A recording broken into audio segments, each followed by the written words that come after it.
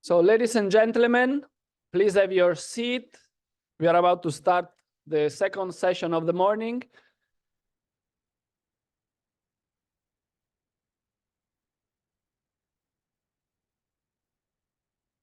So in the meantime, I'm gonna kindly ask the panelists of the next session to join us on the podium. They are Pedro de Vasconcelos, who's already there, manager of the financing facility for remittances, is going to moderate the next panel. We have Stephen Wilson, climate change expert, adjunct professor at the Georgetown University School of Foreign Service. We have also the pleasure to have Frida Ntarangbi, founder of ZD Circle, investment fund based in the Netherlands. Zachary Lewey, CEO of Levoca Impact Labs, another investment fund.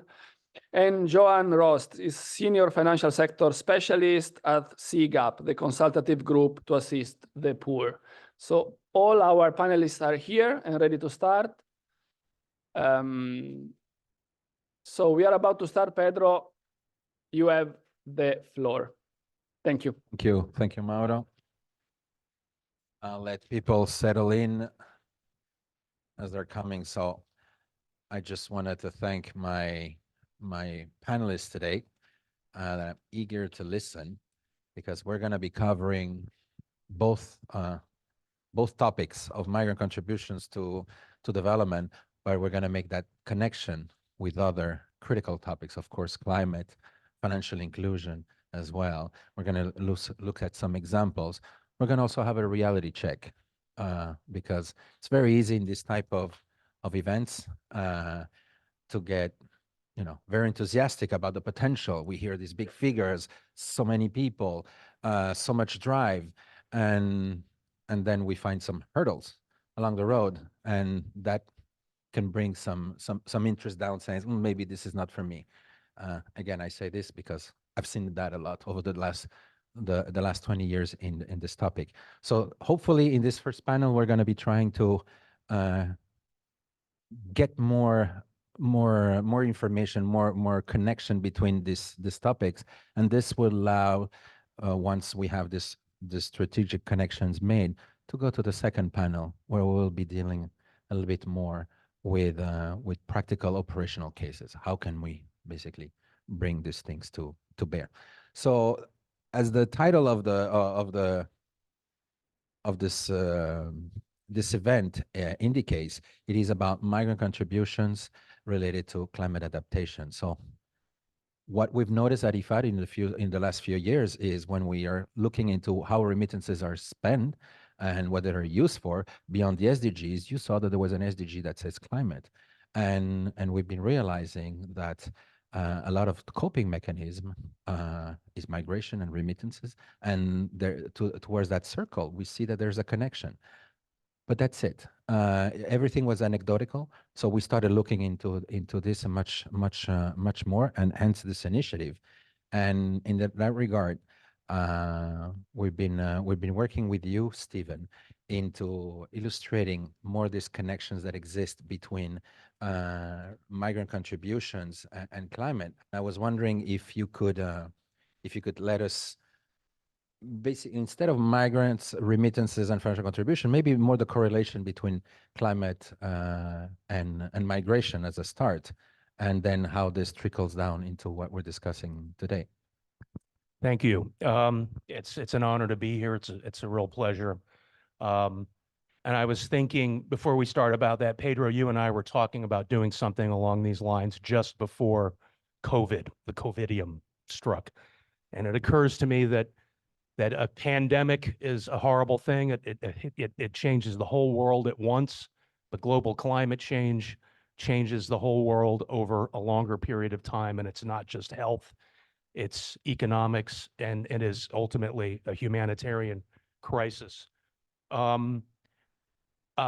Louise Baker started out with a quote, I think I will too. The German philosopher Schopenhauer said that all truth passes through three stages. The first is ridicule, the second is opposition, and the third is acceptance, as if obvious, as if self-evident. That has been the case with remittances. When you began on this over 20 years ago, these flows were considered a rounding error by the ministries of finance and treasuries, and now are recognized as a form of autonomous development finance in many parts of the world.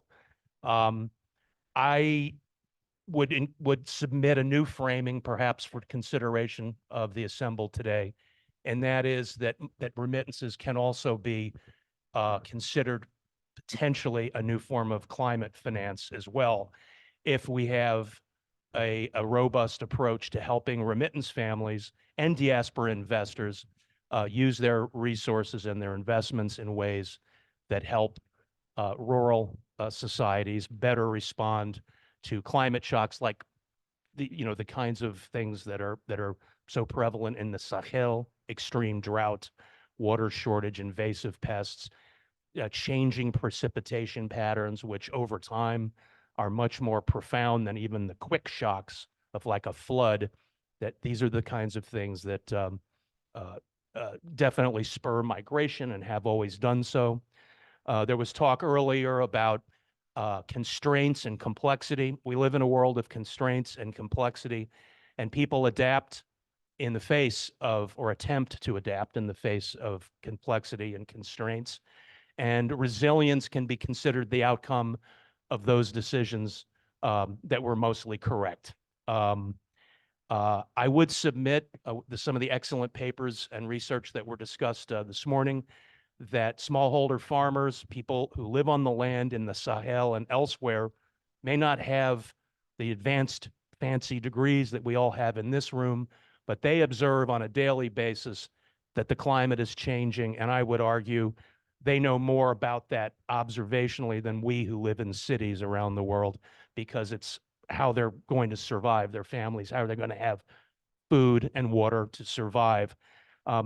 We're arguing it's not rocket science for greater awareness, greater capacity building, helping these people with better information that's more timely to make the changes that will help them be not only more productive, but to stay in the market, if you will. That is, to continue to produce.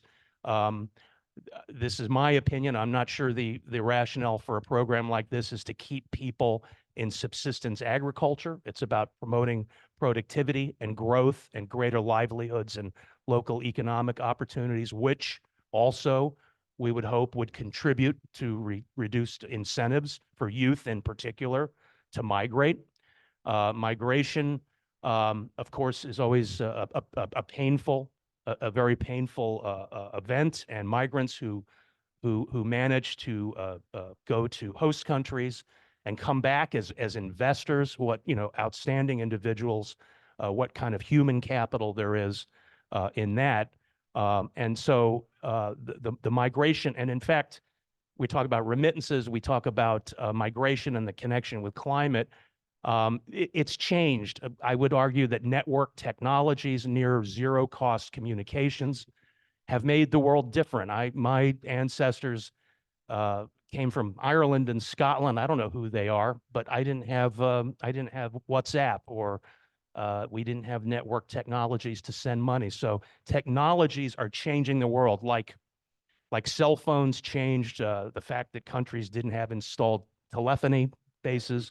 We are now looking at a networked world, and that has profound implications for people back home and their migrant family members in terms of not only the remittance flows that come back or the migrant diaspora investments that come back, but also the shared information, the shared knowledge, and I would argue collectively the shared hope for improvement that would reduce the incentives and the necessity for some of the best and brightest of the youth of this region to have to go somewhere else. So the idea of reducing the incentives to migrate is very much a core part of helping these families to become more productive and respond more proactively to things like drought, water insecurity, and so forth. So that would be my one comment. Thank you for that. You touched upon so many things, starting from um, the needs you were just mentioning, how in this new era, digitalization, how things can actually be simplified or helped. When we compare just like 20 years ago, the penetration of mobile money as compared to today. And I would like to go to what the ambassador from Lesotho was mentioning about what can we tell ITU, and it's not just them, it's many, but the G20 right now, we're involved, are working on digital public infrastructures, because it's great that digitalization can do a lot of things, but you need to make sure that you have the network, that you have the capability of doing that. And what we see is the need of remittance families or diaspora investors normally spearhead that change. Remittances exist because banks have lost sight of this remittances. They were not interested, and this is why MTOs took over in the 80s. We have commercial banks in Europe that didn't miss that train. We're sitting in a country, I come from a country, Portugal, or Italy, Southern Europe really benefited from that. Just as a point for you, remittances between or to these countries in the early 80s or end 90s was zero, because banks were offering for zero. Banks don't offer anything for free, but they saw business in you. They knew that you just want to send money from A to B, but you want a mortgage, and I'm going to be here for you as a bank to do that. So just to make a point that there is a business case in here as well to do, and the needs of many being recipients or diaspora are also changing. And in this case, you mentioned the linkages with uh, with migration and climate, but could you maybe illustrate a bit more is the needs that both either remittances families might have in rural areas in relation to climate, and how these remittances can support that, or the investment that a diaspora would like to make in a place they used to call, they still call home, but related to climate, because they don't call it that way. We sort of identify that is that, but Right. what could you? Again, we use terms that are, policy and science terms like climate adaptation, climate resilience, sustainable, green. The bottom line is, if you see anything with those labels, they're probably not coming from people who actually are confronting the real risks themselves in smallholder rural areas. There, people frame much of this in terms of weather, obviously, and then there's other knock-on effects from climate change, like invasive pests and certainly shifting precipitation. This one of the studies this morning in Mali, the difference can be between eating less and as a form of saving. Remittances give people the opportunity, another fact that came out of that study, to think a bit more strategically and proactively about adapting, about what are they going to do? Are they going to have to shift to a different crop? Do they have access to new ways to catch or keep water safe in the case of rising heat and so forth? So remittances are a financial resource which IFAD would like to combine with greater know-how, greater awareness on how to go out and actually not only survive the current and worsening set of climate risks like drought, rising temperature, shifting precipitation patterns, but also to better measure, anticipate, and build resilience in the face of those kind of risks. That's where IFAD can, I think, help a lot of remittance families who have these resources that others do not. And I would also argue that there's an opportunity here for these families to participate in broader demonstration effects to rural communities on how to build practical forms of resilience in the face of these climate-related risks. Thank you for that, and I think you really did the right opening right now for my next question, because there's a sense of capability, financial capability of people, to give them more options to use their funds. Again, it's the people behind the remittances or behind the investments that count. This is your target group. At IFAD, we don't have that target group as a whole. We don't look at that, and there's no international organizations or governments that look at that. Let's just be honest, because we think that these are maybe the better off people, those that are receiving funds, and let's look at those that don't.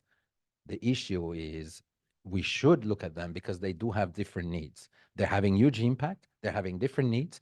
The benefits of supporting them also irradiate to the community. It's not just a couple of families. They're really in areas that we are supporting. Their families are in poor rural areas for half of the flows or half of the migrants. Supporting them helps the community around. There's a lot of discussions about the negative effect of remittances, and we'll go through that, but the benefits really outweigh them. And we saw this during the COVID, as you mentioned, when there was, for 3 weeks or 1 month, remittances could not flow back home, and then everybody panicked, starting with the Secretary General of the United Nations. In his first statement about the developing world, the word was remittances, because it was obvious, like, if that stops, we're in big trouble. Something we take so much for granted today was really a risky business. And the communities in Mali, for instance, those that did not receive remittances suffer greatly from that, because they were benefiting from the economic activity that those that receive remittances generate. So capability, we have a second degree, and I would like to go to the next level. It is not about the money, but it is about its access, its usage, the empowerment capability. And at IFAD, we strongly believe that the biggest development impact that remittances can have is financial inclusion. So when I say that, normally that's an anticlimax moment. People say, oh, okay, you're talking about education. Okay, I wanted to get investments, money. No, it's the education. We're talking about 800 million people that, for the most part, are out of the financial system. They could use financial inclusion. It's basically give them the tools to maximize their funds, multiply by millions. But it is something that many, maybe central banks or Ministry of Finance are aware, maybe others not. But financial inclusion is what we see we could have the biggest impact through remittances. And for that, nobody else better than I think SIGAP to tell us, to remind us first, Johan, the importance of financial inclusion to make anything work at the end of the day. Or maybe the dangers, I will let you speak it on your own words, what the lack of it can do. We know that the lack of it in remittances allows, we're pinwheeling for the last 20 years in the same spot, it looks like it. At least we see that on people that are not financially included on remittances. Could you elaborate a little bit more the potential, the challenges that is have, particularly in rural areas, if you may? Yeah, thanks very much. Things on, yeah, perfect. Yeah, thanks very much, and I couldn't agree more. Thanks for that tee up. I would probably point to the back of the room here, and you've got a banner there that says, there's no development without rural development. I might make the same case for financial inclusion. I don't think there's any development without financial inclusion. Now, Pedro was right. I mean, when people talk about financial services, you kind of see their eyes roll into the back of their head and people switch off, which I don't think is quite fair. I would say we'd make the case that that's absolutely central to achieving development outcomes. And in fact, if you look at the SDGs, it's recognized within the SDGs. It sits as a target underneath 8 goals, which I think is appropriate, because we don't feel that financial services are an end in themselves. They really are a means towards an end, and that's been captured in the SDGs. It actually wasn't in the MDGs, which was a big problem, and that was a big win for for getting it onto the global agenda.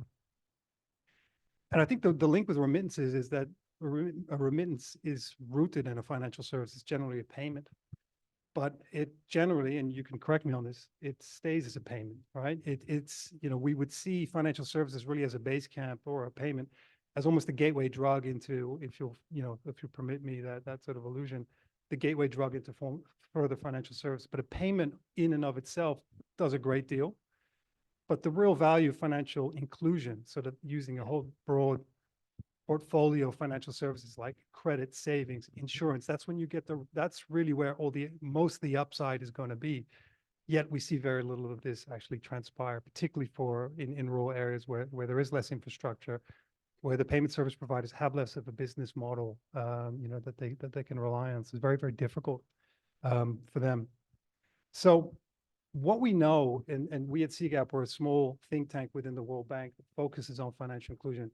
It's very clear that financial inclusion is transformative. It has very measurable impacts on poverty alleviation. We know that when it's not there, it's very difficult for rural families to get out of poverty, but particularly stay out of poverty. So you can imagine if you're only if you have no financial services and you have no means of saving, you have no insurance, you become incredibly vulnerable. So your resilience is really very much impacted. And that's really why I've put up this particular slide, and I'm not encouraging you to read it. What I'm trying to demonstrate here is that there's a very clear overlap with climate here. We've talked a lot about resilience, and we think, the resilience really runs through financial services. And what we're trying to display here is that if you are one of these rural families, these are some of the issues that you're going to be running into. And you can see that financial services are actually core to your response. You're saving, to shield yourself from risk. You're saving so that you can insure at a later date. So it's really intertwined, embedded within sort of the climate response. And a lot of the reaction that we often get is, well, financial services really, that's kind of a second order need. The poor have no money. They're very unsophisticated. And that was a very prevalent way of thinking. And in fact, 20 years ago or 15 years ago, there was a groundbreaking book that came out called Portfolios of the Poor. Maybe some of you have been aware of this book, but it employed a methodology called financial diaries. So they would take families in Bangladesh, I think in Kenya as well, and they would track them for a year and see every single bit of value that would come into that family and what that value was then spent on. Financial diary. And it was remarkable what they found, is that they found that, unlike, I would venture to say, most people in this room, the low-income people are incredibly sophisticated money managers. Because like a remittance, or like if you're a rickshaw driver, you'll have really good periods. The remittance may come in. You've got this big lumpy bit of value coming in. But then there's going to be weeks of nothing. So what they were using these financial tools for, all of them almost informal, they were using up to 20 different types of informal financial tool. They were squirreling money away under the mattress. They were lending it to a friend in the expectation that they would get it back. And it was all really it was all about sort of smoothing of this value over time. So my pitch here is that low-income people are actually very, very sophisticated money managers, but they're usually relegated to the informal sector. And there's a real disconnect with the formal financial sector. And you can imagine, I don't want to disparage kind of informal financial services too much. They really have a role to play, and particularly remittances. Hawala works very well for certain people. And I know MTOs find it very difficult to compete against these Hawala type systems that seem to work very, very well. The problem is that you forego the opportunity to then break through to these other financial services that financial service providers tend to provide, like insurance, credit, these types of services. So I think there's a role to play there, but you're foregoing just a lot of the value. Lastly, I would also talk about a person I know, Almira. I lived in Singapore before moving to Paris. And in Singapore, it's very common that you have a helper in your home, someone who, and they often are Filipino if you're English speaking. So Almira had come into our family, leaving behind 3 kids. She'd been in Singapore for about 13 years, had cycled through 7 different families. So just the extraordinary bravery of someone like that, we barely knew her. And the day that we moved into her house, she was already there. She had 2 suitcases and didn't know anything about us. And the reason she was doing that was to put her 2 kids, her 2 daughters and her son, through school, all in the hope that they would then propel themselves into, her daughters doing accountancy, her son could be a mechanic, but to lift them to a level that she hadn't attained. And it was very interesting talking to her about how she transmitted those funds. It was very difficult, even in a place like Singapore. The kind of hoops she had to jump through on the sending side, around ID, type of cost she was subjected to, 10% and upwards. But it was on the receiver side that was even more difficult. So her daughters, to access the money, would have to travel for about 6 hours by jeepney to get to a particular office. It was all quite informal.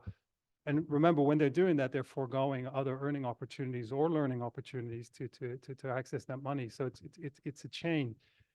And I think you're going to be asking me like a follow-up question about how this might be improved. So we can go into that a little bit. But I think all of us know a migrant, someone who's sending remittance. It's worth talking to them about what it's like for them to send money and just to track that whole chain, because it's incredibly revealing. And I have to say, for a person like Almira, the bravery, I just want to underline the bravery of someone like that. She hasn't lived with her kids for 13 years, and those kids haven't been with their mother for 13 years. Extraordinary people that we're dealing with. So thank you. Thank you about that. Thank you about that. Definitely, and there's very sad stories linked to that, because at the end of the day, we're talking about a family fracture. You're doing a huge sacrifice, leaving your loved ones behind so you can provide with them. I've met many of them that sadly think that it's just temporary. They go for 2-3 years to make enough to provide, and then after 13 years or 14 years, they realize that in the case that I know, and I know many, they're not supporting their daughter, but their granddaughter now. Where do you stop? And that's the problem of these vicious circles. If you don't leverage remittances, if you don't maximize them, they do their job, but just not enough to get you out of that. And that's the problem. Remittances, if maximized, can help address the very cause that created it in the first place, those economic issues at the family level. So if this is the next step that needs to be done, otherwise, again, the bad news, the good news is that remittances will continue supporting the SDG. The bad news is that they will continue supporting the SDGs only. So we really need to take the next step. We just touched on to remittances, the world, and we try to unpack and a lot of these benefits, and many of them to climate that they don't even call like that, but they call it lack of rain, need remittances to address this, to address my needs, to keep savings for a rainy or a lack of rainy day. I don't even know how to use my expressions now with climate. I don't know what is positive or negative, but for circumstances in the future, as we heard from Mali. But when we look at it as well on the diaspora side, it's another animal. It's another approach. Many of the needs of recipients are also in the side of investors. But I would like is for the second part of this panel is to dig a little bit more now into the diaspora realities. Many are investing directly. They're not sending this money to support their families, but they're more their communities. There's an interest. I'm a Somali. I want to invest in Somalia. Senegal could give me opportunities, but it's Somalia that I'm really interested, and I'm willing to take risks to do that.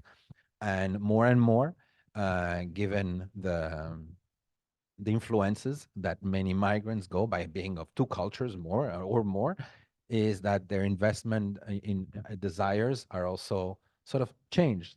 And for this, I would like to ask you, Frida, I know you work with in programs where the diaspora is investing, but for the topic of today, can you elaborate some of the examples where you can actually see the concrete connection between diasporas that want to invest back home and green investments, either clean or climate related investment? Could you illustrate some examples? And then I will have some follow-up questions about what are the issues, but can you illustrate this from your experience? Thank you, Pedro, and ladies and gentlemen, and your excellencies, and all the good advocates that are here. I'm very excited to be here on this important topic.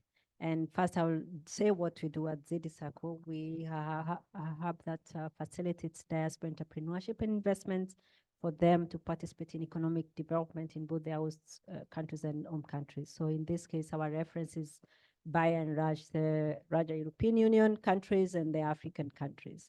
And to do this, we work with development organizations, governments, diaspora organizations themselves to facilitate and run these programs that touch on not just the diaspora, but also the SMEs in those countries of origin, especially Africa. And at ZD we really recognize that green SMEs are an integral part of the African economies. But for them to be able to go to the next level, they need resources. And I think this is where the diaspora comes in, not just on the knowledge resource that the diaspora can bring, but also on the actual financial intervention through the remittances. And I'm going to share a few examples of some of the programs or SMEs that we are supporting.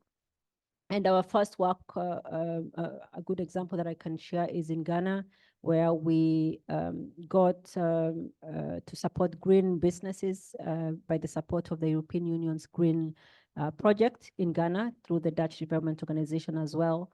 And here, I think the first missing component was the capacity building, where first we have to train aspiring diaspora who want to become angel investors or at least invest in the green SMEs to get trained, to create awareness, to know their risks, but also to appreciate the green, the green, not just the green economy, but the green setup as a whole. So I'm going to share, of course, there's a lot of other details involved on how do they do it. First, they aggregate these funds, which are small remittances into a cooperative, and then they do invest this into the SMEs. I'm going to cite a few examples that we've been able to support. All our investors, diaspora investors, have been able to support.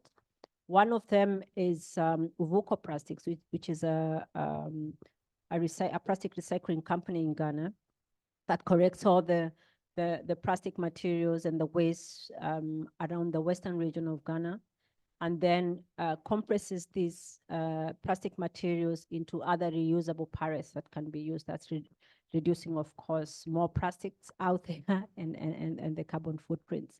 I would also want to cite another example, a green business that produces or generates cocoa juice from the cocoa ponds that are originally they used to be squeezed and thrown away. But then they take them again, they squeeze them, and then they produce juice that is used as a value addition to other manufacturing companies that are producing food, not just within Ghana, but I think they're exporting.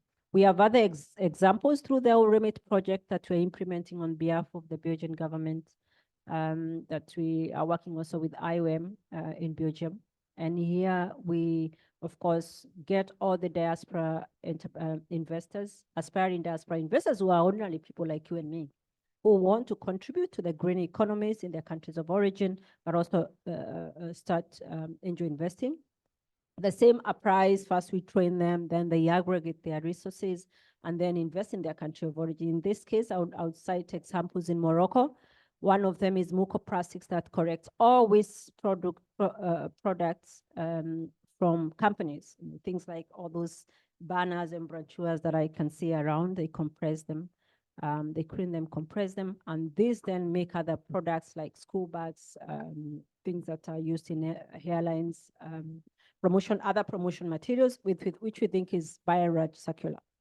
We have also another company that collects all the yarn and all the tailoring, all the materials that are being thrown away by tailors around Morocco. Picks up this and uses it to weave and to do other clothing material or rags or beauty materials. So I think these are really quite good examples that have been able to be supported by the diaspora. And I think the issue actually is this new? I would say it's not new. Is it well organized? I would say we have a long way to organize it, because first, like you say, if we didn't have the capacity building aspects on it, when you ask ordinary people to become angel investors or to invest even in the green sector economy, or even to aggregate their remittances, it's a problem. In Belgium, actually, we have to do campaigns to help the migrants understand their impact, the impact of their own remittances. So we have more and more work to do to let people understand that, you know, the 200 euros, the 50 euro that you submit to your country of origin has further effects. First, of course, it's helping with the domestic consumption, school fees and whatnot. But above that, it can do more. It's doing more by actually making them aware that, oh, this is, sometimes they ask, is it me who has been doing this? You know, when we try to highlight all the things, and I've seen you've done a great research on this. So there's a lot of work to be done, also understanding climate on its own, understanding what kind of businesses it requires, a different way of looking at it. And I think in the next session, I'm going to discuss a bit more of all those other challenges and issues. Thank you. Actually, before we continue, could you illustrate what you think are the main priorities? You touched upon some of the Yeah. challenges. Yeah. This is not all rosy. The Diaspora is there for the funds. And Yeah. what are the concerns? What are the challenges that you see in So- getting them to invest in this type of products? Of course, some of them sustainability issues. And sustainability, I think, happens in every other project or organizations. How sustainable are these initiatives? And I believe they can only be sustainable and be long-term in nature when a lot of us collaborate and do it together. Because I think a lot of different organizations are trying to do it, but sometimes we don't have clear roadmaps of how to do it. Diaspora organizations do not know even what to do. You have to start educating them from scratch. So I think this is important. Scalability as well. With all the initiatives that are there, I know IFAD also has a great initiative, but some of these initiatives, if they are left to die, and we are saying it's a disease of the development world. And I know I'm also entangled in this circle, and my main challenge is how do we make it scalable? How do we make it sustainable? How do we make it reach even more communities? Like you see, it's a lot of work, but how do we enhance it and bring others along to join the tribe and do it together? Then neighboring environment, and I'm very happy that one of our colleagues here discussed about the regulatory point of view. Because I know before investing in some of those countries, I'm very happy, and I can see the representative of Morocco here, that Morocco being a EU person, you can just walk in there and start investing there. You know, I think it's huge. Because some of the diasporans actually, of course, you know, there are different categories. Some of them we've mentioned, either documented and undocumented. Some of them come here and declare, change their nationality. Okay, so when you go back to your country of origin, sometimes you're viewed as a foreigner. You start paying various fees, which actually makes me so mad, because I think it should be in Brad, you know, this is my country. So I think Morocco has removed some of these barriers. It's easy also for a diaspora like me, any African diaspora, any European can go in there and invest. So I think these are good examples that we can emulate. Some of them, of course, investing in climate change, investing in SMEs. Also, every country has its own barriers, and we're talking about African countries. So I think for us, most of us here in this room, who can influence policy making and creating the right environment, I think you know, this is up to to all of us to, I think, advocate for this. Of course, additional funding to some of these initiatives, I've already mentioned that, but I think by and large, how can we collectively mitigate the risks? Because the diaspora, of course, want to know who else is doing it.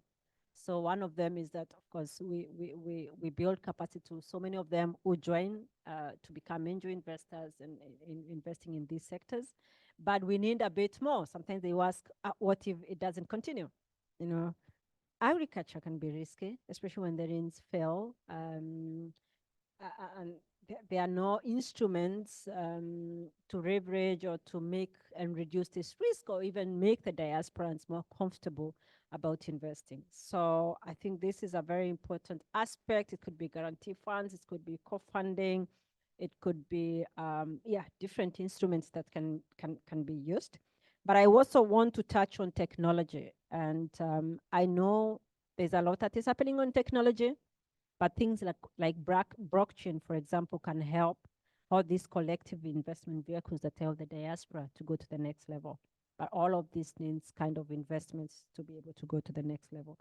And of course, monitoring and evaluation, and I can see the impact master here, who I think will talk something about the impact, creating awareness for the available programs or initiatives that are doing climate funding. I think will also help in changing the mindset.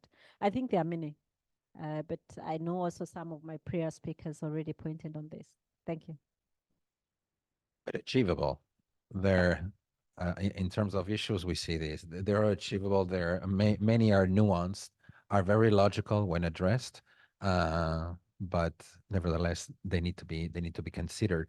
Otherwise, we run the issue of what I personally heard from a very influential person in this field. I'm not going to say that it was an IFAD, but it was an IFAD, and this is and it was very genuine. Is in my previous life, I tested these things about Diaspora in the previous agency for IFAD. And yeah, it was interesting, but it was, and he looked for his word, it says cute.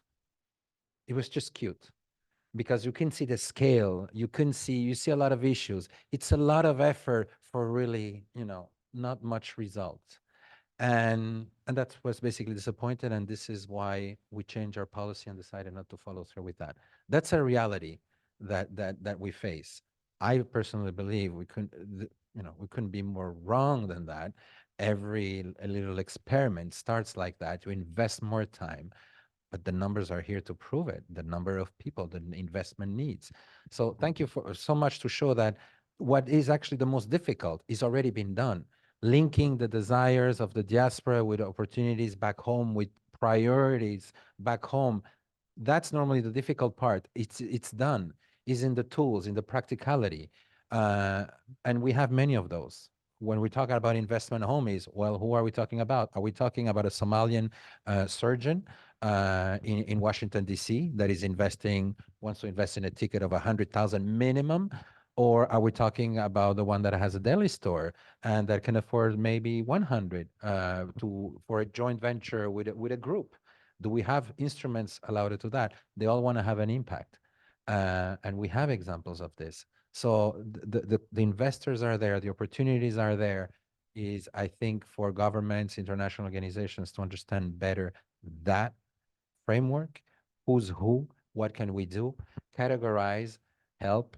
And this is why I would like to go next to you, Zach. You're from the impact investment world. There's a big similitude with Diaspora. Diaspora normally started investing because they wanted to have a social impact. And then they realized that they want to continue. So it would be better to have a return on investment so they can recidivate the thing. Impact investors on the other side is, let's sleep well at night. It's just about the money, but I have some impact. So it matches. The priority might change, but it's a much more advanced ecosystem than the diaspora investment. I would like to know if, from your knowledge, if you can take us a little bit on the differences to really have a reality check. And what I would like is for that to see, is there some synergies of lessons learned on one side and on the other that can be made? That would be crucial for governments or international organizations that know one or the other to bridge the benefits. Could you try to elaborate on that?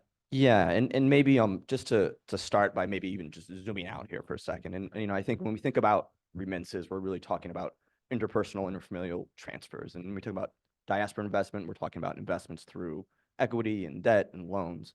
And I think what I find astonishing, and I think really congratulate you guys because you're the only ones talking about it, is that the climate conversation, we talk a lot about mobilization of private finance, but up until you guys started having this conversation, that the idea of remittances and diaspora funding as part of that broader suite of sources of funding for climate isn't there. And it's so implied.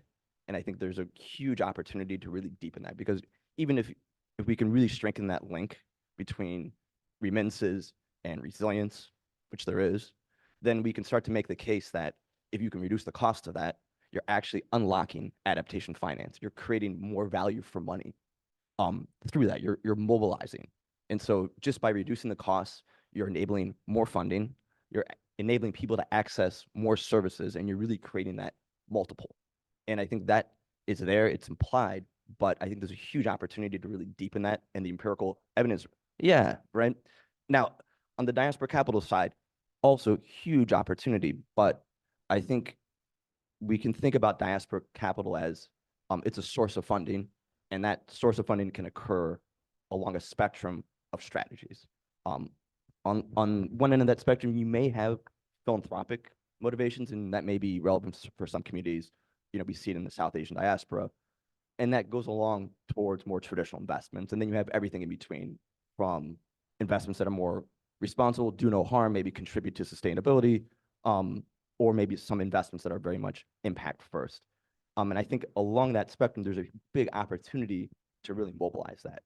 But I think what we need to think about is, how do we create the conditions to do that? Because if we think about diaspora investment, this is real people's money, whether it's the shopkeeper who wants to invest $10,000 in their host country, or a high net worth individual. It's real money, and they want a return, and we have to make sure it's going towards investment opportunities that can really show them that they can reinvest in their home country, but in a way that's, meets a normal conditions of a financial investment. And I think that oftentimes as development institutions, we think of it more as philanthropic. It can have philanthropic motivations and impact motivations, but it's depending on where they sit in that spectrum of investment strategies, they're going to have more risk appetite than others. And I think there's a huge need to, when we think about diaspora capital and the investment opportunities in climate, I think for remittances, it's very much about adaptation. For diaspora capital, it's both adaptation, but also there's mitigation opportunities. And so you can mobilize investments in more commercial renewable energy infrastructure that has a big climate potential, and it's a new source of funding. But I think those blended structures that can help de-risk and really show the diaspora community, because I think what we've seen in some of our experiences, and I can share some of that, is oftentimes there's a lot of doubt. I mean, I think a lot of these migrant communities have left their countries. Many times they're fragile contexts, and they really want to be convinced and shown how they can reinvest back home, but also get repaid. And I think that's important when we think about the climate opportunity, is looking at the diaspora community and capital from that community as a source of funds that we can mobilize along a spectrum of investment strategies. And intermediation, I think probably organizations such as Frida's are going to be very important, because we need very strong intermediaries that can really engage that community, both to raise the capital, but also on the in country to build robust business cases and investment opportunities on both ends that have that climate benefit. And so, we're kind of, for us as an organization, we see the diaspora community as a very interesting opportunity from a policy perspective, because it's a way to bring a source of capital that also has a vested interest. And so, we're working a little bit with the Haitian diaspora, as well as a little bit with the Brazilian diaspora, and happy to share some of what we're looking at. But there's a huge opportunity for the IFAD team, and congratulate you guys for really starting this conversation, but you need to amplify it and really build that empirical case around it. No, thank you, Zach, for that. And one of the things that we really try to do is go always beyond the money and stay on the people here. Instead of mobilizing capital, is mobilizing the investors, get to know them, and when we get that done, well, capital will flow. Because again, it's very peculiar, and we need to understand that and not to get demotivated. So I have a question back to you, is from your perspective, what you're seeing, and thank you for illustrating the main spectrum of mechanisms that exist, some of the challenges that we face with this type of investors. What would be your recommendation, basically, to governments on both sides, Okay. if anything? And if you still have time after that, is also for development agencies. I think but what would be, I know the list is long, but what would be your main, go-to points if you had to get them to think about this, consider this, sorry, rather than think, just consider this more? Well, that's a deep question and a loaded question. But I know. One you've teed up. But maybe if I could kick it to the audience real quick. You will not lose your job with this one. No. So just go. My company. Show of hands, how many people here are from domestic governments, where you're a country where you receive remittances, representing either the country or the governments?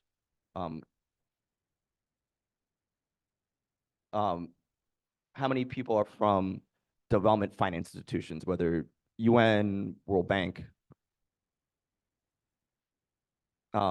bilateral cooperation, to private investors? Okay, well, if you're a domestic government, I think obviously I'm not an expert on remittance policy, but I think anything you can do to promote, to facilitate these transactions obviously is helpful. But I think more importantly is, as domestic governments, to really make the case and communicate, to the broader development community, the importance of this, and really advocate for them to support you in helping you engage the diaspora community through what I would say are blended finance structures. Blended finance meaning using development capital to blend and de-risk commercial capital or private capital. Now, for the international community, development agencies, cooperation agencies, there's a lot of talk around ways in which we can blend development finance with private capital, and remittances and diaspora capital are private capital. And I think there's a huge need from our experience to really create and test these structures. And just to use an example, we're doing some work in Haiti, and we're really trying hard to engage the diaspora community in Haiti. There's a huge flow of Haitian migrants, particularly where I live in Miami. They're an important source of capital, but also know-how for Haiti. But there's also a sense of, I've left Haiti. It's hard to invest in Haiti. And particularly if we think about climate, it takes it a step further in the risk associated. And so we've been working with several development agencies and philanthropy to create some de-risking mechanisms. And to start, it's very subsidized. And how can we guarantee that money would get repaid? Just to really create those use cases, Pedro. And if we can create those use cases and use the international community to really help do that, there's a huge opportunity. But I think we have to start with some very concrete investment opportunities, use development finance to de-risk it, and really showcase it and then grow it. And as you can showcase it, then you can start to reduce those subsidies. But it's an important piece of the architecture.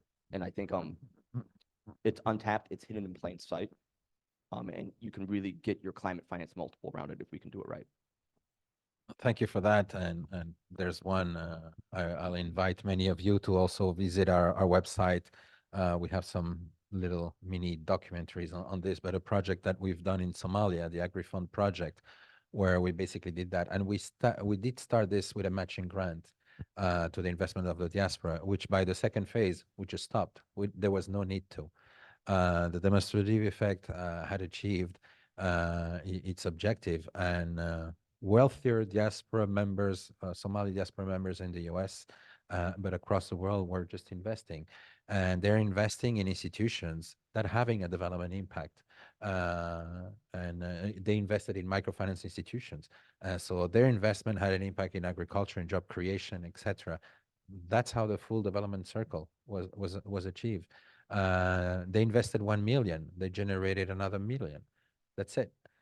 We might say this at a global scale might not be enough for the community. It was day and night. So the models that work, if replicated, are way beyond what we say cute. They're not going to solve the entire SDG. They're already doing more than anyone else on the SDGs. Again, we saw the flows. So it gets me angry a bit when we start saying, why can they do more? They're already doing much more than what we are doing. Our ODA is way there compared to what families are doing. So these examples, I agree with you. Before we move into questions and answers, I would like to give you the floor. I don't know if there's a reaction from what you all have said that you would like to contribute before we open to our colleagues. Frida, you would like to say something, and I think Joanna as well. Is it? Yes, Okay. please. Yes, just to end on what Zach had said, actually, I think there's a big potential in public-private partnerships, or not just like framed or organized investment vehicles that involve different parties. And I like the law that you are right also of development partners, delisting and whatnot. But I think it's very important that we involve the private sector, because private sector lives beyond certain projects that are funded. Thank you. So, I would just Steve? add that climate change is first and, is this on? First and foremost, climate change is first and foremost a humanitarian crisis, but it is a humanitarian crisis that brings with it tremendous potential, following what two of my fellow panelists have indicated, for building not only local livelihoods, but local economic opportunities in terms of investment, entrepreneurship, new businesses. People talk about this a lot, but responding to climate risk and land degradation and desertification in a continent where commercial agriculture has a very rosy future, has all kinds of opportunities for well-meaning people to also make money while responding to this humanitarian crisis. Johan, you were like, I've been very interested to hear the term DPI, digital public infrastructure, come up. It was something I was going to mention. I think Ms. Pori mentioned it, you mentioned it as well, and I think that's an important agenda to keep track of when it comes to remittances. I work on social protection, so we've been very interested in the kind of infrastructure that exists at the country level, and it has all sorts of potential benefits by connecting social protection systems to this digital public infrastructure. Probably worth just describing what that actually is. We're talking about a central infrastructure that connects in private sector and the government. You might call it a PPP to some extent. And there's huge benefit to that because there's no replication of systems there. You're plugging into a central infrastructure and you're giving, let's say, recipients or these rural families access to a whole range of financial service providers potentially. Now, this agenda is very young, but it's growing quite a bit. Now, I'm interested from a social protection point of view because you could plug into that and then offer up, that particular system.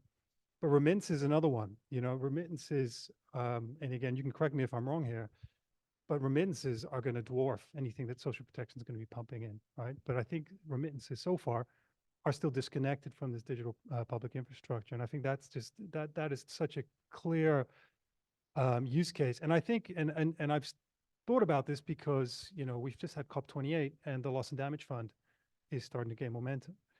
And it seems almost inevitable that this loss and damage funding is going to flow through systems. For me, it's almost clear that they'll flow through social protection systems to get down to the individuals most affected. That seems like just a logical necessity. But those same rails could potentially also carry remittances as well. So I think that's a really fruitful agenda to keep track of and to link that with remittance. I don't think people are seeing it. And just to laud you guys again, I think you guys have been instrumental in putting remittances on the map and just showing that there are these flows out there. And I think keep banging that drum because there's a lot more to be said about this. Thanks. thank you very much on that. And again, if I may say, when IFAD comes and discussing about remittances, the first reaction is, people tilting their head. International Fund for Agricultural Development, what are you doing in this financial? And again, the figures speak for themselves. Over 300 billion going to rural areas where they count the most, etc. The spearhead effect that these flows can have for so many of development agenda priorities that IFAD has have. And when we say IFAD, that means the government countries have. So this is actually why the International Day of Family Remittances was created. You might wonder why another international day, because the biggest issue on remittances was the lack of understanding really of what they mean. That's problem number one. You leaving this meeting today understanding better the difference between the two, what remittances are, what remittances are not, you are doing a great favor to whatever you're going to be involved in there, because that's been the main challenge. And then you can really contribute to the next stage is how we go about this, but things in order. With that, I hope that I've generated enough, with all the material that has been exposed over the last hour to maybe trigger some remarks or questions on your end. So I don't know if you have a questions. Yes, and I think we're going to give you a microphone. So if you can just introduce yourself, ask your question. Thank you. Thank you. I'm DPR of Morocco. I have just one. I have to put some linkage between the remittances and the means of implementation of SDGs. So, is it one of the implementation means of implementation of SDGs? I don't think it's a little bit, and many speakers mentioned that. So, the remittances is one aspect that could help, could contribute in development of countries of the origins. But we don't have to forget other means or sources of implementation that's stated in Addis Ababa Agenda Action adopted by states, saying that there is another sources that should be implemented on the issue, especially ODA and also other finance contribution, especially we are talking about climate change. So we need to enhance this issue and how to fund the linkage between these aspects and the contribution of remittances in many area, especially in rural area in the countries of origins. So this may be what mentioned by our colleague, that we have to fund the co-funding to raise some projects that need to be implemented. And that's bring me to the issue that was mentioned in the agenda action, in the 2030 agenda action, and also in global compact for migration, that to reduce the cost of remittances. We still have more thing to do on that issue, especially by governments. For example, government of where money come. And for that, we need also to enhance, so that one maybe will be one of the one recommendation to enhance also the cooperation between private sector in country receiving remittances and country where money come, and especially when it comes to the private sector. And the issue here is how to enhance private sector in the country of origin. For example, in Africa, we need more to how to contribute in enhancing private sector in Africa. In many countries now, there is many intervention talked about that we have to enhance the climate business environment. There is awareness in many countries in Africa on that issue, and they're doing their best to contribute in enhancing their environment. We saw it in Ghana, Senegal, in many countries. They are doing the best. And also even that there is some problems in many countries, they are trying to do that. But what we need here is the contribution of many countries from where money comes. And I have to state one example. For example, many banks from Africa, they still have some problem here for example, in Europe. We should say that maybe how to enhance their contribution in how to orient this money for developing the countries of origin. That's what I want to state. Thank you so much. Thank you. Thank you, Mr. Representative, for these remarks. The problem of your comments is that it gets me started. I really agree with so much of what you said. Everything you touched upon is extremely important. Before I move to the question, let me just say a few aspects on that. You stated what I call the capital mistake is let's not confuse remittances with aid. There's countries that provide aid that often do the trick. Oh, you received that one remittances, so you know what? You don't need more aid. And these are coming from my country. It's just 10% of the savings. If you do the math about who benefits more, we know who it is. It is not the country where the migrant comes from. It's the one that hosts him. This is what basically basic math showcases when we analyze that. So, but it's a different thing. It's supporting your family. This is not for development impact. The fact that remittances have a development impact, we should be very thankful. The fact that they're helping them address their own SDGs, we should be very thankful. But that's not the way to achieve the SDGs. This is what we need to clearly understand. So there's a differentiation there, a mistake not to be made, particularly at governmental level. Let's not mix the two. Let's not only recognize what remittances do and let them help do more, but they're not going to do the job of governments. That needs to be absolutely clear, or international organization for that matter. And I think the Global Compact on Migration, yes, indeed, and we're very involved. And the list is long of all the things that you need to do that sometimes is really, we need to work on that in order to achieve the objective. Yes, I think the Global Migration, the Global Compact on Migration offers for member states a clear pathway on what you should do if you want to maximize remittances. And the last point, this is private sector. Again, without the private sector, nothing is going to happen. This is as simple as it goes. Into remittances, costs will go down because competition. This is basically the point, and competition will happen if you have competition in the marketplace. If you have one or two, or only one provider of a service, you will see back what we saw at the beginning of 2000, cost of 20% to send your money. You send 100, you pay 20 euros. This is what millions of families had to deal with. That's it. Where Hawala was not even an option. The other option might be just to put it in an envelope, put it in the post office, and hope that the post office in your country will not take it, a tax on it, 100% tax. That was the issue. So we are a long way from that, but it is still an indicator that more private sector could be involved in this, just and beyond just sending money from point A to point B. Hence the point about financial institutions. Sorry, but you really allow me to this is why I didn't like the question, because to be unpacked, it's great, and I think we're going to discuss it more. I have two more questions, and I'm just going to hear them, and then let if you can say to whom you would like to address it, so I don't take more time, which I feel like I already done a lot. So I have my colleague from FAO, and the same. So. Thank you so much, Pedro, and all of the colleagues for the interesting conversation. I have two sort of comments, questions. So the first is about the idea that I think that Zach was suggesting, that if there is a strong evidence base that remittances can increase resilience to climate change and others, maybe we can see this as a new flow of climate financing.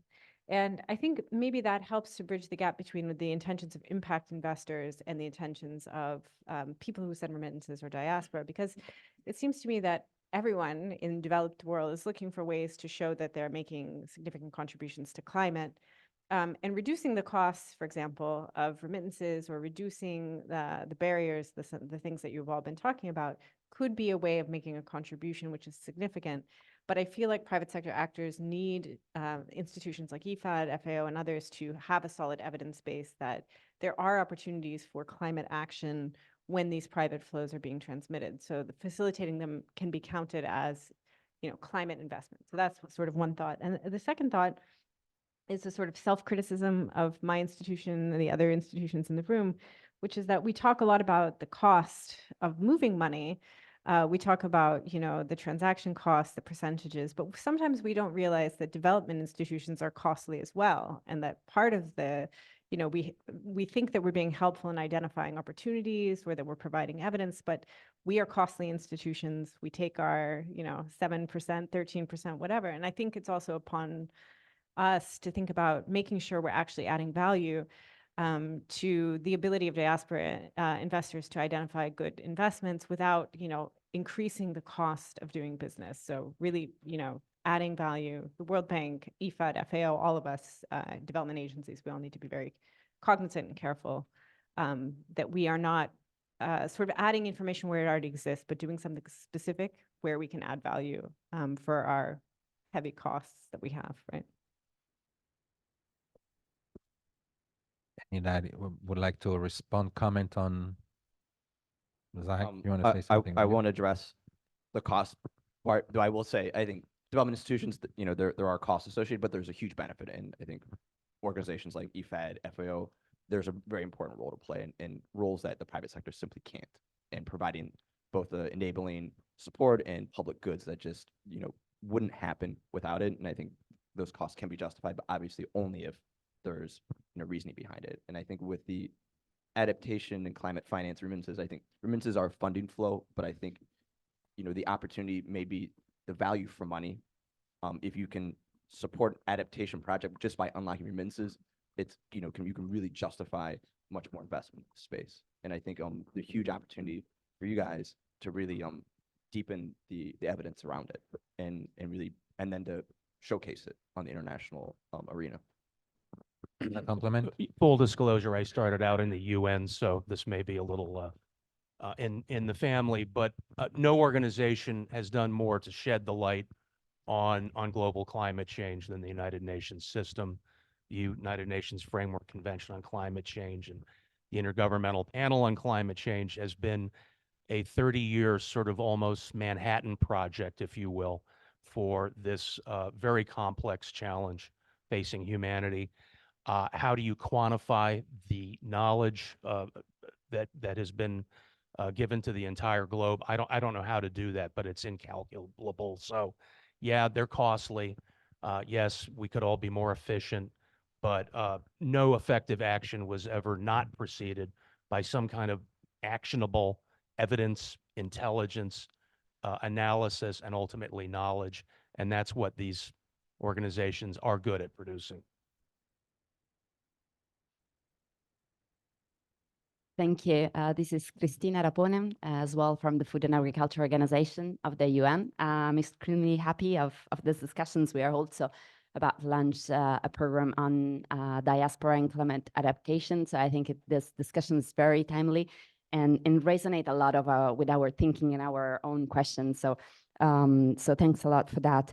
I have two questions. One, I was very interested in what you pointed out about the risking the investments in climate adaptation or in climate resilience.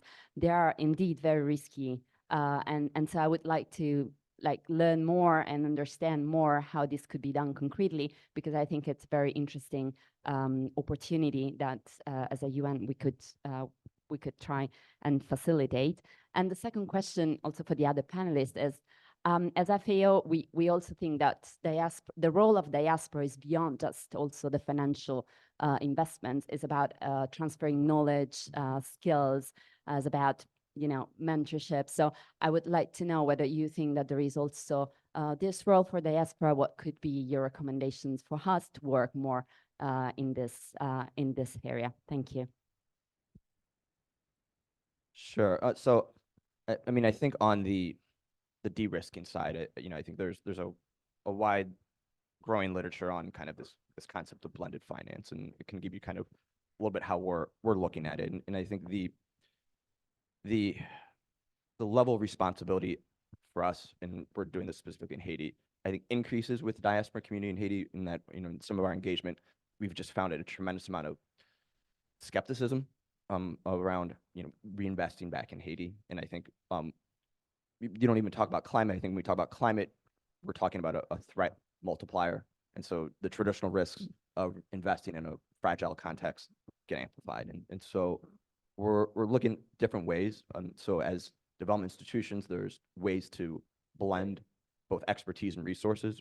Could be technical assistance to help develop specific investment opportunities in pipeline. In the case of Haiti, we're working with several foundations who may be traditional grant giving, but we've kind of created we're working on an initiative called the Haiti Impact Facility and created some concrete investment opportunities.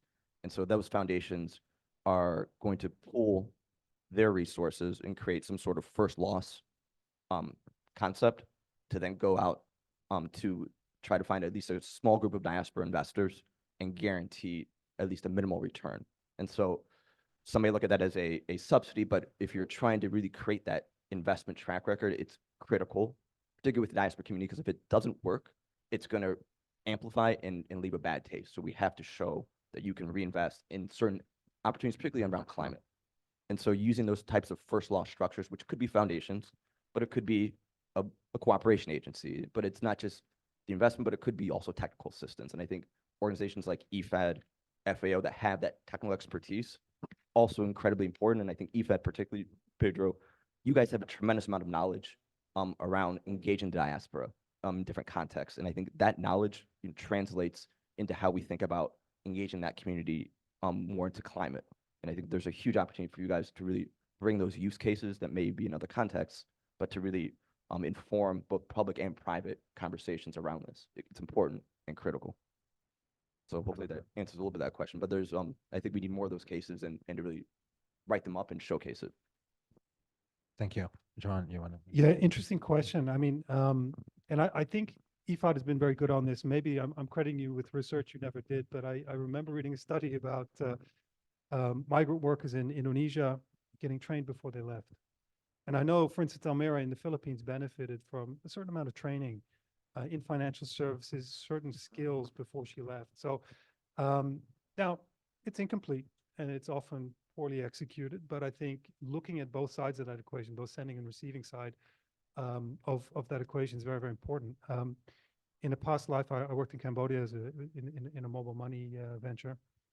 And part of our business case was predicated on garment factory workers. And it was usually women, 4,000 of them in a garment factory. And they would send money. They tended to come from Pre Vang, which is on the Vietnam border. And they'd come into Phnom Penh to do their work. And they would transmit money, they would remit internally back to Pre Vang. And it was very interesting because their status within their family was quite elevated, and they garnered quite a lot of power within the family. And we noticed that they started to dictate how that money should be received and how that money should then be utilized. And we had quite a lot of interest from, I think, ILO at the time about actually working with those women to give them more skills. And I know I know that's approach that's that you don't see very often, working with both sides, but I think that's one that's particularly promising. And just to finish with Almira, obviously, who I talked about earlier, she had some measure of skills that were sort of, that she picked up on the Philippine side, but very few. And when we, Pedro, you talked about something quite moving about, that you want, they shouldn't be in this situation, right? There's a lot of suffering actually that goes coupled with being a migrant. And it was very much in my family, how do we make sure that we are the last family that Almira ever works for? All right, how do we do that? So we asked her, how much money do you actually have? Because you want to start a restaurant when you want to start a bakery next to a school. That's what you want to do. How much money do you have to do that? She said, I have $200. So it was very clear that we were not going to be the last family she could work with unless something was going to change. And she had no concept of how to actually utilize the tools, even that were available to her, to actually affect that.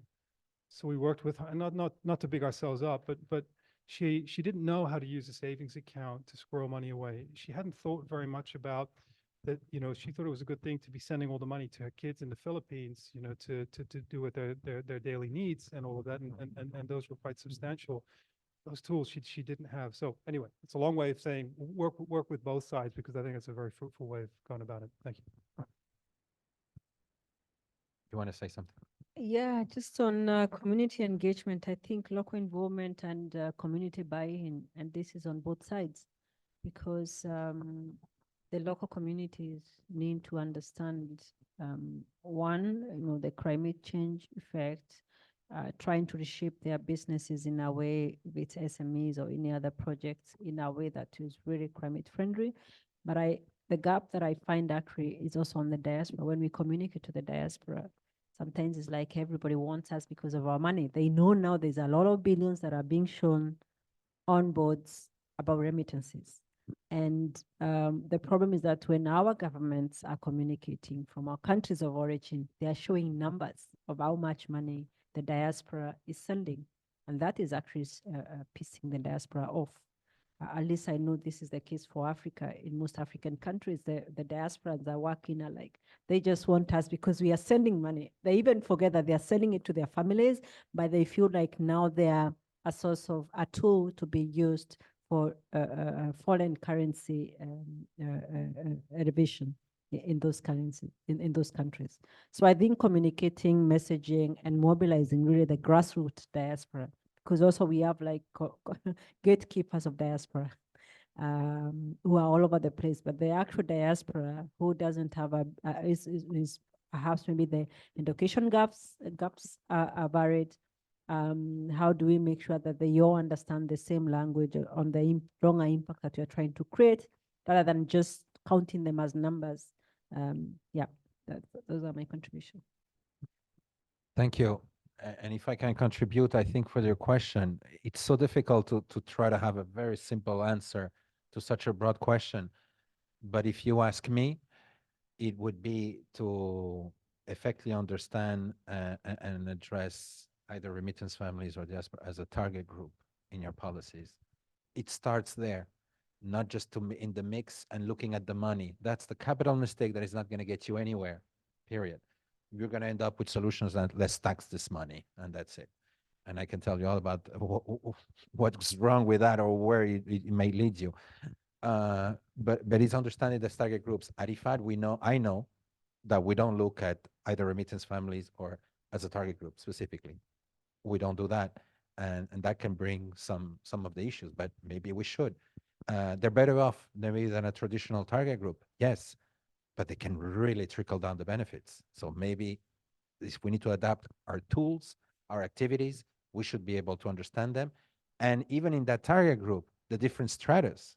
We're talking about investors. I was mentioning the example of Somalia. We're talking about the surgeon, Somali surgeon, very successful, or the one that in the Delhi that has less means, still very successful, but maybe less means, because the products need to match the needs. That's it. So that dichotomy needs to be done. I would like to give one example. We have a fantastic video on this, but I would like just to tell you the story that brings these two topics together. It was working with the Filipino community here in Italy, in Milan, where they were sending remittances. This is where I met the person that said, I came for 3 years. It's been 15 almost, and I'm supporting my granddaughter right now, and I don't know what to do. What's the point of leaving my daughter, my family? The only reason for me to leave, to come here, to provide to them and not be with them. What is the point? I miss my daughter, now I'm going to miss my granddaughter. What am I going to do? They couldn't save. They couldn't save anything. The $200, actually, at that stage, they couldn't say. We realized that the first emergency action is financial education. Teach them how to save, because they just didn't know. It was very successful. Actually, they were able to save 700 euros a month on a very tight budget. That savings capability was insane. Why? Because they wanted to address the realities that they were facing and be able to go back home. They started in a 5-year plan approach, and this is what the financial literacy program did. This is think ahead. And we equip it with that. With that, the motivation and the capability, the savings occur.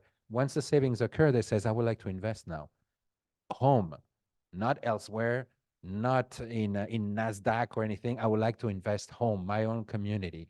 And with the help of a local cooperative, they were able to do in a joint venture to invest in egg layer farm. This was in Mibimi, Batangas, where they import all the eggs. So they all invested on that. They were all very excited. They could follow through on Facebook that they were not being scammed, that this is actually great. They saw the egg layer farm grow, and they saw it live.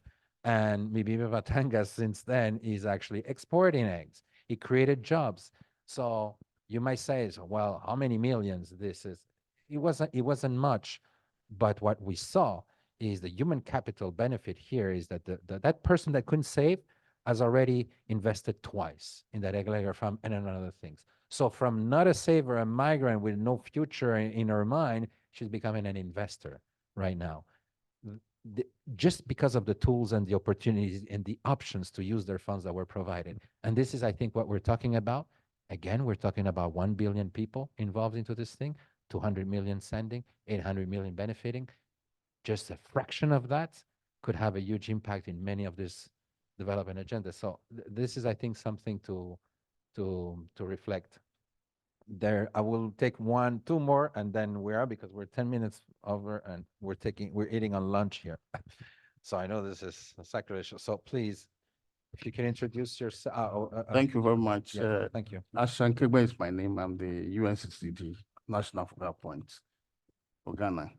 Yeah, your point about the concern about remittances for these diasporians who feel that they are being used as a tool for making foreign currency for their respective countries. It brings me back to another innovative ways of making money locally. And I want to find out from your end if your research did not touch onto that. The ways of making money at a local level is the Village Savings and Loans Association that is built around the smallholder farmer, the women especially. And so they make little contributions every weekend. And so at the end of the day, for 6 months, they're able to bring out all money that they have made, and then they loan it out to the members for them to invest in the agricultural sector, especially the climate effort to combat climate change. You talking of sustainable land and water management practices. And so I want to find out if your research did not touch on that, because it is quite another innovative way of making money at the local level. Thank you. Thank you for the question. There is a bit of research on this that does support the issue of entrepreneurship, creative business startups with families, remittance families in the agricultural sector.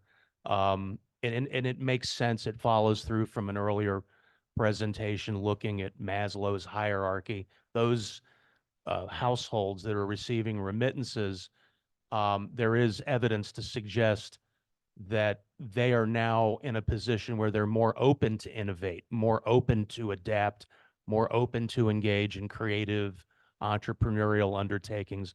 We know that in rural areas, there's no shortage of entrepreneurship in the rural sector among women in the smallholder sector.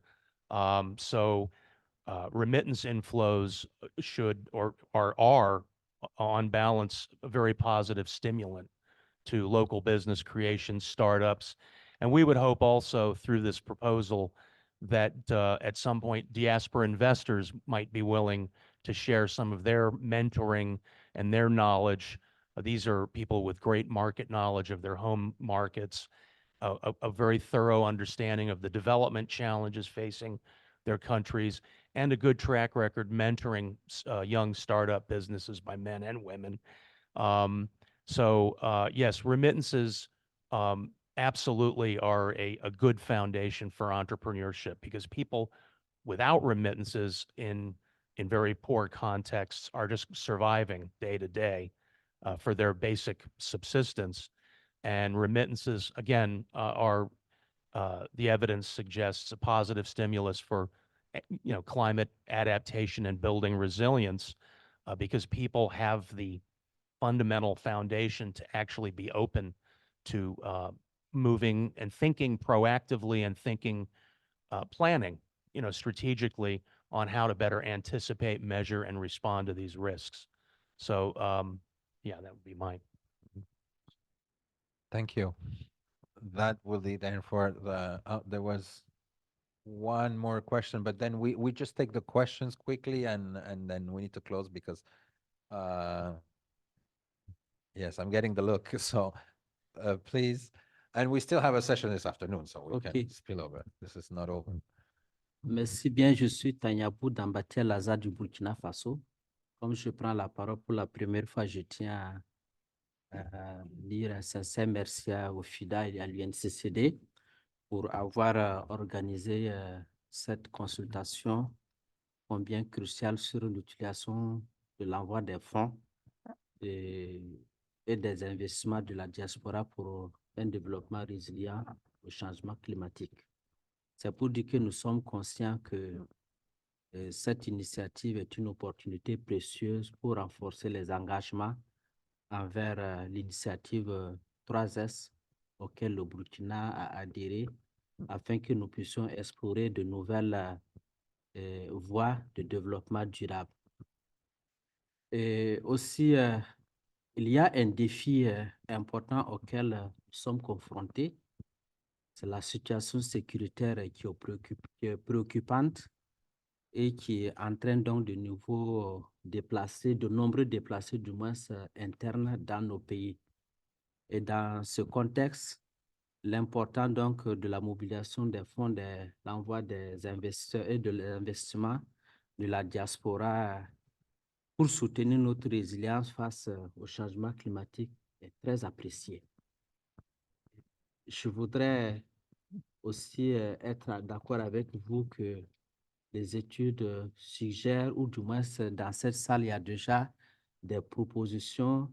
Je pense que nous devons alléger les canaux, ou du moins la réglementation en matière donc des canaux officiels d'envoi des fonds, la diaspora dans nos pays, ce qui certainement va, en tout cas, encourager les investisseurs de la diaspora.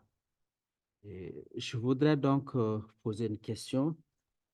Est-ce que votre étude a pensé ou s'inclinera désormais sur donc comment aider les pays à disposer donc de mécanismes de contrôle d'envoi de ces fonds dans nos pays, surtout en Afrique, où aujourd'hui nous sommes sous donc en tout cas la pression de l'insécurité, où nous savons aussi que les sources de financement de ces malfaiteurs-là, si nous ne prenons pas des dispositions pour contrôler la circulation monétaire, cela aussi peut encore impacter plus négativement la vie donc de nos pays. Je vous remercie.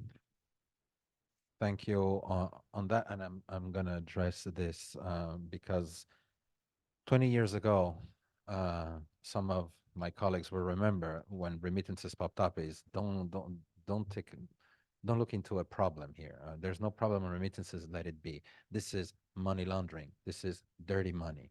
This is what remittances was connected. It took a very long time to really understand that remittances were not about money laundering. Actually, if you want to do money laundering through remittances, it's actually much more difficult because many people need to be involved.